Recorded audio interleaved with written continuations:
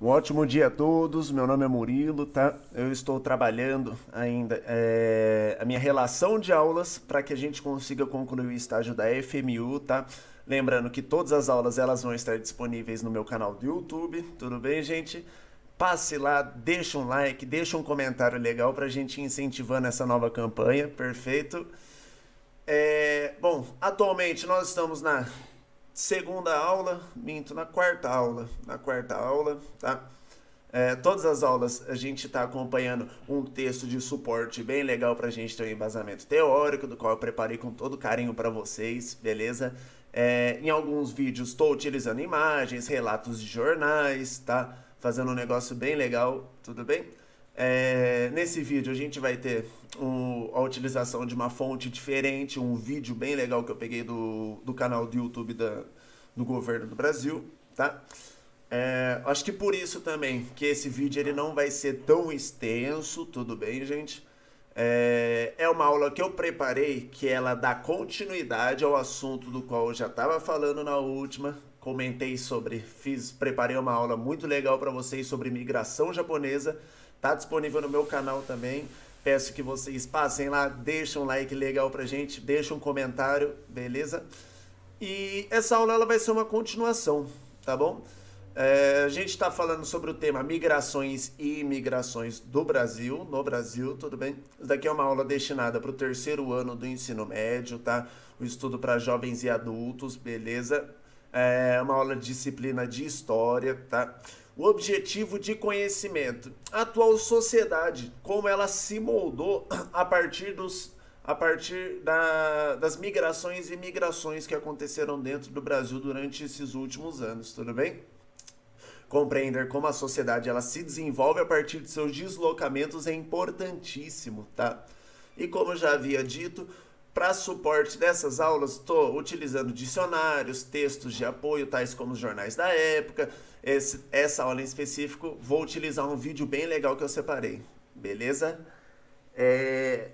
Bom, antes de tudo, eu gostaria de explicar para vocês a importância do estudo da história, tá, gente? Para que a gente consiga compreender um pouquinho mais esse momento do qual a gente está vivendo, esses momentos nos quais a gente vive, tá?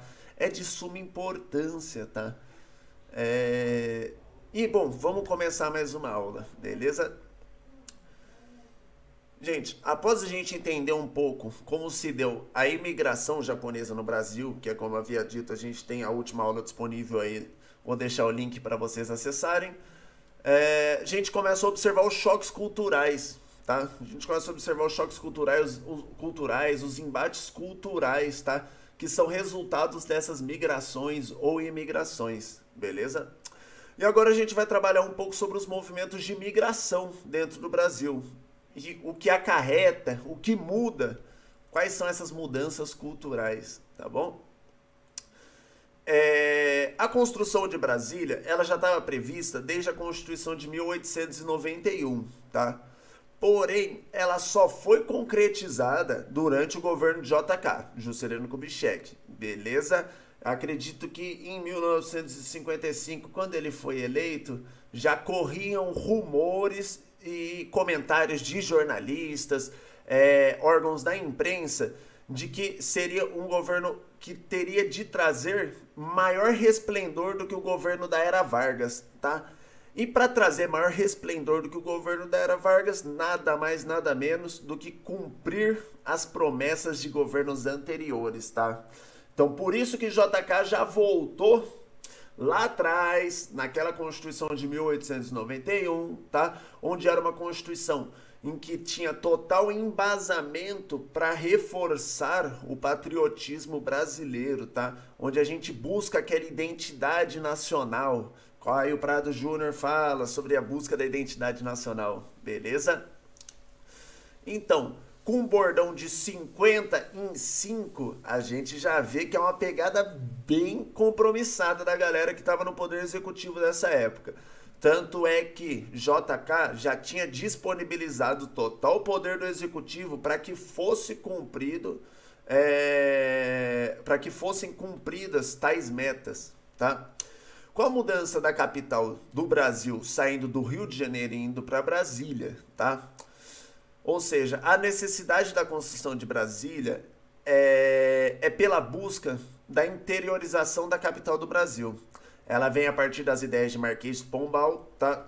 Marquês de Pombal, ele estava presente durante a colonização do Brasil. Ele era um marquês que vivia em Portugal, tá? Falava muito sobre a arquitetura e como se daria essa arquitetura e predisposição, tá? Dos prédios ou de portos e etc e tal, já em Portugal. E foi utilizada, sim, suas ideias na construção de Brasília. Então, basicamente, todos nós sabemos que um grande número de pessoas se deslocou para Brasília, né? Nessa grande migração que nós tivemos de diversos povos, tá? Falando sobre números, acredito que cerca de 80 mil pessoas foram atraídas com as propagandas do governo, tá? Sobre as construções de Brasília. Porque para escalonamento, para maior força de trabalho e também para ter sempre aquele sentimento de patriotismo presente, o governo ele viabilizava assim muitas propagandas da época, tá? Então a gente tem cerca de 80 mil pessoas sendo atraídas com essas propagandas, tá? Sobre a construção de Brasília. Um local onde seria necessário alto número de mão de obra, tá?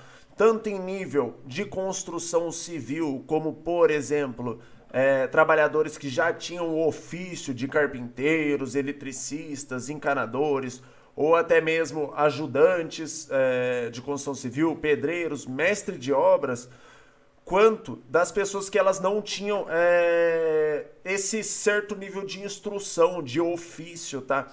Tanto é que em alguns casos a gente consegue ver o encaixe dessas pessoas que elas não tinham esse nível de instrução se encaixando ali nas cidades satélites, como por exemplo fornecedores de lenha, tá? Que era um trabalho que ele não estava estritamente ligado à construção do Distrito Federal, tá? Mas ele era uma modalidade de ramificação para que existisse o funcionamento da cidade, tá? E assim como fornecedores de lenha, nós também temos cozinheiros ou auxiliares de limpeza, de todos os graus de instrução possível, tá? Então a gente vai pensar, não, porque em Brasília, lá para a década de 60, década de 50, a gente só encontrava gente que trabalhava no pesado ali, etc e tal, carregando pedra. Não. A gente consegue encontrar também outros tipos de trabalhadores, tá? E para que fosse, e sem esses outros tipos de trabalhadores, não seria viável, não existiria construção de Brasília, entendem? E acredito que esse é um ponto que seja muito importante de ressaltar, tá? Porque quando a gente vai falar sobre os candangos, que eu já vou abordar com vocês, a gente vai imaginar aquele trabalhador que ele só vive ali o dia inteiro escavando ou fazendo sapatas para os prédios ou bloco em bloco. Não. A gente também encontrava outros tipos de trabalhadores, tá bom? Agora eu vou entrar num assunto que eu acredito que seja muito interessante, tá? Que é mais especificamente em relação ao termo candango, tá? Do qual eu acabei de falar, não tinha citado antes, porque ele é um termo que merece muito a nossa atenção. Ele é um termo que ele é muito conhecido e em algum tempo ele foi usado para depreciação de outras pessoas, tá? Porque historicamente esse termo ele remete a pessoas que trabalhavam com tráfico negreiro ou pessoas que detinham de certo poder durante a colonização do Brasil. Então os próprios brasileiros, tá, da época, eles já viam o termo candango sendo como um termo pejorativo, tá? Mas a partir desse momento a gente passa a ter uma palavra que ela vem a enaltecer as pessoas que trabalhavam na construção de Brasília. Por quê? Uma palavra que enaltece, porque toda com aquela onda daquele patriotismo se instaurando, aquela força de trabalho que todos os trabalhadores, tais como nordestinos, nortistas, sulistas, paulistas, goianos, toda aquela rede de trabalhadores do Brasil inteiro que foi impulsionada para ir para Brasília em busca de trabalho e melhores condições, são denominados os candangos, tá? Ou seja, uma palavra que vai enaltecer a força de trabalho brasileira para a realização daquele todo planejamento que já tinha tido, desde Marquês de Pombal até a Constituição de 81, tá? Então a gente vê muita força de trabalho sendo mobilizada para a construção e enaltecimento desse patriotismo, tá? Que resultaria na construção da capital um pouquinho mais para frente, beleza? Gente, agora vocês vão observar, eu separei, deixei aqui um link no material que eu separei para vocês, um vídeo que ele foi extraído do canal do YouTube, tá? Do governo brasileiro. Ele foi postado em 2010 e a gente tem uma narrativa magnífica, tá? De Cid Moreira. Mas eu vou colocar o vídeo aqui para rodar para vocês. E me perdoem se eu for parando de vez em quando, mas é que realmente é um vídeo muito... um vídeo que vai refletir realmente isso que eu acabei de falar para vocês. A relação do enaltecimento do patriotismo, tá? Vou colocar para rodar aqui. Ele é um vídeo curto, ele é um vídeo de 5 minutos, mas é uma narrativa maravilhosa. Se vocês estiverem tendo algum problema para ouvir, alguma coisa do gênero, me avisem, tá? Mas vamos lá.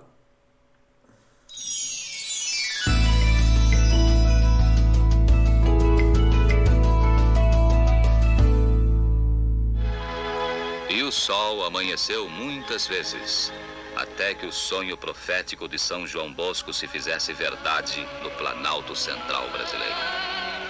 Naquele instante, a profecia do religioso se esboçava nos traços mágicos de Lúcio Costa, nosso mestre maior no urbanismo universal, e se comportava em formas renovadoras nos projetos arquitetônicos de outro poeta da criação, Oscar Niemeyer. Nessa parte vocês não estão me vendo, mas eu estou aqui acompanhando com vocês.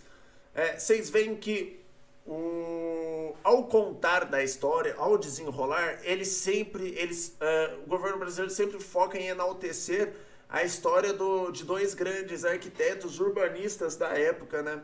Como foi citado, Lúcio Costa e Oscar Niemeyer, tá? Por quê?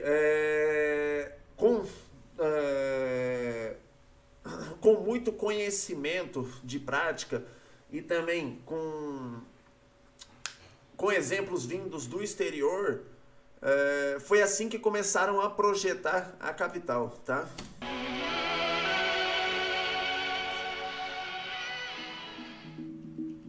A transferência da sede do governo para o interior da colônia já era uma preocupação dos portugueses no século XVIII. Olha lá, como eu havia dito, a gente tem a presença de Marquês de Pombal, tá? Mesmo ele tendo vivido em Portugal, tá? Ele já tinha forte influência arquitetônica e já era uma proposta de proteção, como eu havia dito já, de sair da capital, que era no litoral, localizada no Rio de Janeiro, litorânea, por questões de guerra e etc., da proteção da própria capital, porque a capital de um país onde seus governantes estão, ela não pode ficar exposta, tá? Então, desde essa época, eles já tinham essa ciência sobre a busca da interiorização, tá? A ideia era afastar a capital dos portos marítimos para protegê-la de prováveis invasões. Mas só depois da proclamação da República, em 1892, foi criada a Comissão Exploradora do Planalto Central do Brasil. No comando estava o engenheiro e astrônomo Luiz Cruz. O relatório da Missão Cruz não deixava dúvidas. Além dos predicados terrestres, o clima desses lugares é perfeitamente regular. Neles reina constante aragem, sempre junta a uma temperatura invariável. Nesses dois pontos do relatório Cruz, do qual eles citam, ele vai citando a ambientalização da região, tá?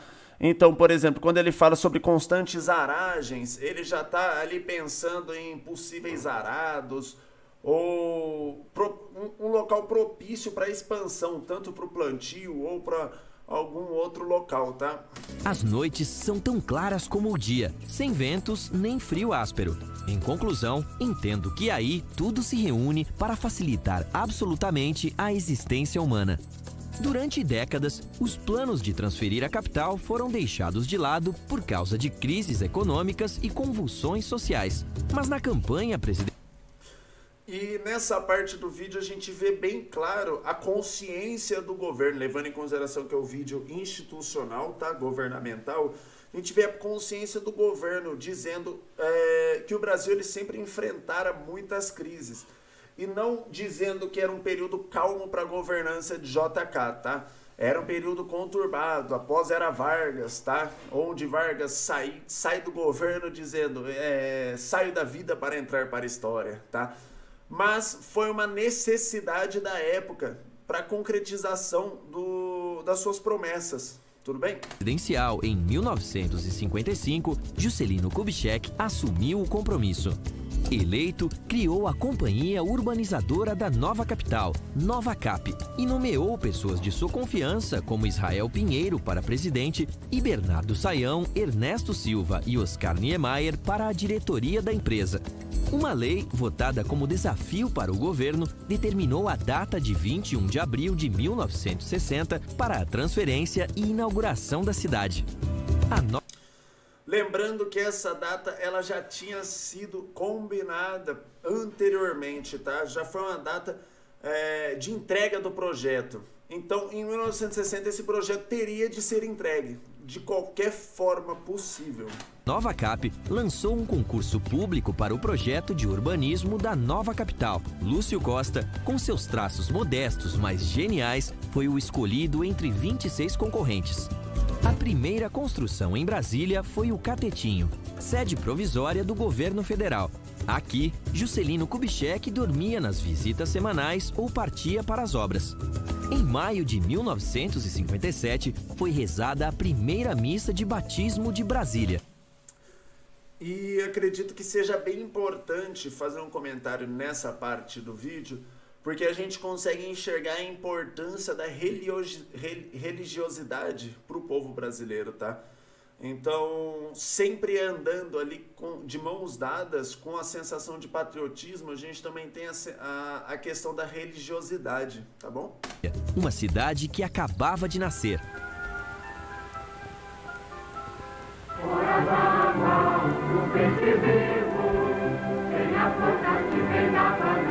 15 mil pessoas participaram da celebração conduzida por Dom Carmelo Mota, de São Paulo.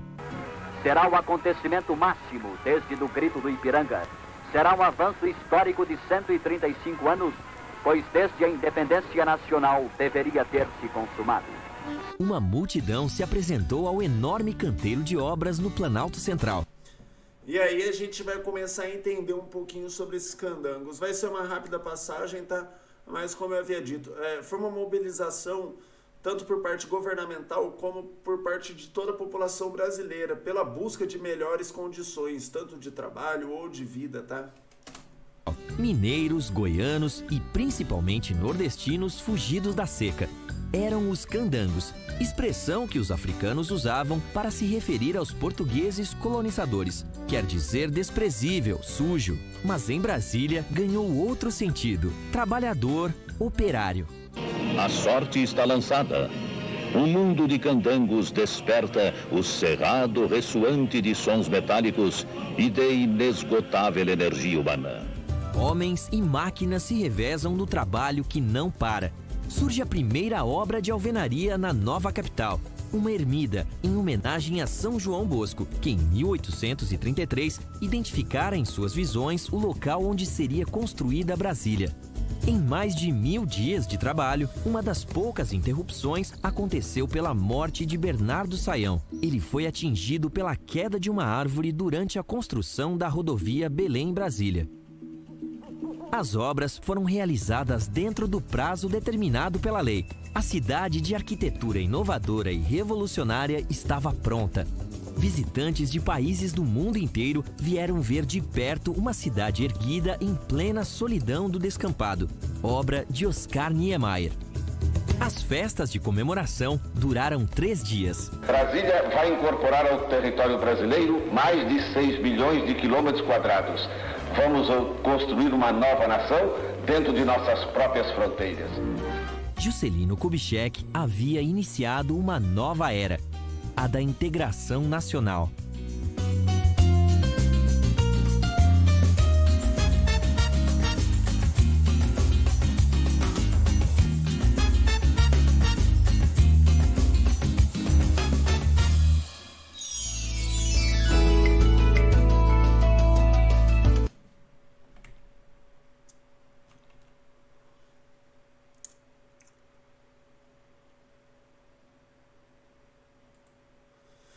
Perfeito, tá? Como eu havia dito, ele é um vídeo um vídeo de promoção, tá? Ele é um vídeo de promoção dos feitos anteriores, beleza, gente? Bom, a gente consegue observar que em vários momentos, em um momento do vídeo, ele fala sobre aquela energia humana inesgotável, presente em todo momento durante a construção de Brasília. Aquela energia que era essencial para a mesma, tá? Então a gente consegue enxergar alguns comentários. Mesmo com longas horas de trabalho árduo, alguns trabalhadores eles se recordam, tá? Eu separei alguns recortes aqui para vocês, pra gente ter noção de como que era a vida desses operários que migraram de suas terras natais para a busca de um novo sonho, tá? O cotidiano dos trabalhadores de Brasília ele era duro. Os operários trabalhavam das 6 horas da manhã até o meio-dia. Faziam um intervalo de 1 hora e depois encaravam o turno até às 18, tá? Em alguns casos, trabalhavam de 14, 15 a 16 horas por dia. E o salário ele era pago por horas, tá? Por exemplo, um eletricista poderia receber algo em torno de 18 a 24 cruzados na época, por hora, tá? Então, para aumentar seus rendimentos, eles faziam muito, e como faziam, e a gente tem um testemunho de um candango da época, tá? Eu pegava empreitada de cerca de 200 horas, e com 2 dias eu dava ela pronta. 2 dias e 2 noites, ele aponta. Trabalhava 2 dias e 2 noites direto assim. Só parava para almoçar. E à meia-noite tomar um cafezinho, o lanche. Aí baixava eu, minha pá e minha picareta. E não queria nem saber. Então com esse relato a gente já sabe que aquele nordestino, ou paulista, ou sulista, ou goiano que saiu da sua terra em busca de melhores condições, ele estava ali para trabalhar, para fazer acontecer, né? Porque é aquela busca do novo, aquela busca pela necessidade, tá? E o nosso lazer era esse, né? Conta outro candango. Contar a história do passado, das pessoas que a gente tinha deixado na terra da gente. Essa parte eu acho muito importante. Porque, lembrando, eram pessoas que saíram de suas terras natais, tá? Saíram de suas terras natais e deixaram família, deixaram outras pessoas lá, mas da mesma forma, mesmo deixando outras pessoas lá, eles estavam ali para trabalhar. Eles migraram, saíram, largaram suas famílias para ir para esse novo desconhecido, tá? E cada um contava a sua história. O lazer... Quase ninguém nessa época tinha lazer. Aqui não tinha lazer. Aqui tinha que ser igual a porco. Comer, trabalhar e dormir. O ânimo era o melhor possível. O pessoal animado, todo mundo atrás do seu Eldorado, né? Eu acho que essa parte da citação é que ela se mostra importantíssima, tá? A busca do Eldorado, a busca pelo tesouro escondido, tá? A gente volta um pouquinho no tempo e a gente consegue ouvir falar sobre essas falas. A busca pelo tesouro, né? E foi muito bom. Foi uma época assim, que as amizades da época eram uma amizade. A gente via que tinha, mas sincera não é. Então a gente vê também que surge um sentimento de cumplicidade entre todas essas pessoas que saíram de suas terras natais, tá? Migraram para esse local para trabalhar. E aí vem surgindo um sentimento de comunidade entre esses trabalhadores, porque não existia lazer, era somente a busca do Eldorado, o trabalho, tá? Eu achei muito bom isso de ter vindo para Brasília. Talvez se tivesse que começar tudo de novo, eu repetiria isso, mesmo já sabendo de todo o sofrimento que passei. Eu acho importante comentar essa parte em relação ao sofrimento, tá? Porque vocês podem ver lá no trecho do vídeo, tem uma parte onde é apontado a morte do Saião, né? Falando do sobrenome dele, morte de Saião. Ele morreu em um acidente, tá? A queda de uma árvore na construção de uma rodovia, tá? Se eu não me engano, é rodovia Belém-Brasília. E a gente não pode ignorar que mesmo sendo um campo onde vigorava a energia humana, tá? A gente não pode esquecer da parte que era triste, tudo bem? Que essa parte, ela faz parte também da construção de Brasília, ela faz parte também da construção daquela sociedade que migrou para lá, tá? Então, por isso que eu sublinhei aqui, mesmo já sabendo todo o sofrimento que passei, porque aconteciam sim acidentes, passavam por aquele primeiro trecho do qual falaram que largaram suas famílias para ir em busca do Eldorado, tá?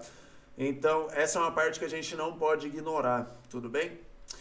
E, bom, gente, por enquanto, a nossa aula, ela finaliza aqui, tá? Ela vai finalizar em mais ou menos, juntando os trechos da aula, dos quais eu disponibilizei, vão juntar mais ou menos uns 28, 29 minutos, tudo bem?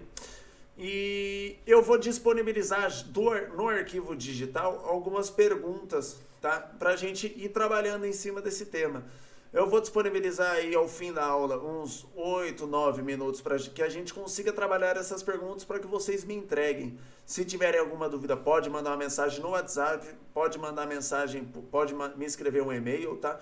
Tô sempre disponível. E, bom, por hoje é só, gente. Muito obrigado e até a próxima aula. Um beijo, um abraço. E, ó, não esquece de deixar o like pra gente, viu? Tchau, tchau.